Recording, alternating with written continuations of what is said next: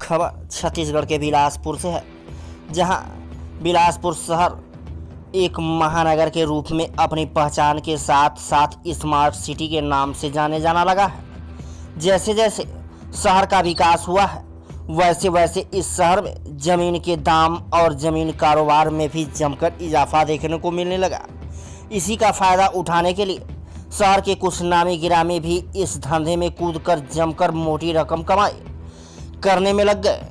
देखते ही देखते इनकी पैसे की भूख इतनी बढ़ गई कि अब ये भूमाफिया के श्रेणी में अपनी पहचान बना ली और अपने बाहुबल और सत्ता की धमक और पैसे के दम पर जमीन को कब्जा करना, उसे बेचना, खरीदना जैसे कारनामों को अंजाम देने लगे।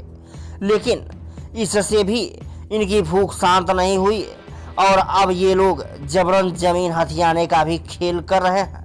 लोगों को उनकी ज़मीन बेचने के लिए उनको डराना, धमकाने से भी पीछे नहीं हटते। कोई नहीं मानता तो उनका अपहरण कर उन्हें टॉर्चर कर प्रताड़ित करते हैं।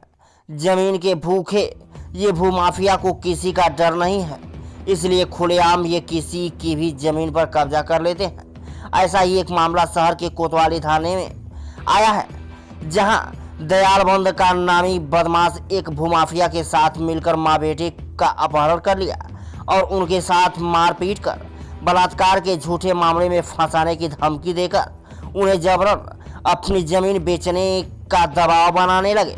कोतवाली पुलिस ने इस मामले में 2 आरोपियों को गिरफ्तार किया है। पकड़े गए आरोपी में से एक ऋषभ पानीकर पहले भी मारपीट और अपहरण के मामले में जेल जा चुका है और दूसरा नरेंद्र मोटवानी भूमाफिया है। पुलिस से मिली जानकारी के अनुसार पीयूष गंगवानी की तोरवा में किराना दुकान है, वहीं पर उनकी 4000 स्क्वायर फीट जमीन है। इस जमीन पर तोरवा के ही भूमाफिया और आदतन बदमाश ऋषभ पानीकर और नरेंद्र मोटवानी की नज़र है। 20 अक्टूबर की शाम पीयूष गंगवानी अपनी मां के साथ स्कूटी में गोल बाजार सामान खरीदने जा रहा था। गांधी चौक पर मल्टीपर्पज स्कूल के पास उन पर नरेंद्र मोटवानी और ऋषभ पानीकर की नज़र पड़ी।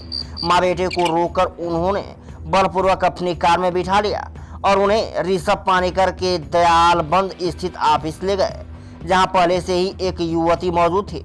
नरेंद्र मोटवानी और ऋषभ पानीकर ने दोनों से कहा कि पेंडलवार हॉस्पिटल वाली ज़मीन उन लोगों को दे दे, नहीं तो दोनों को जान से मार दिया जाएगा।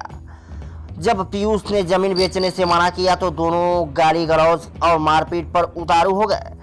आरोपियों ने यह भी धमकी दी कि अगर पीयूष उनके नाम ज़मीन नहीं करता है तो वहां मौजूद उनकी साथी युवती उसे दुष्कर्म के झूठे आरोप में फंसाकर जेल भेज देगी।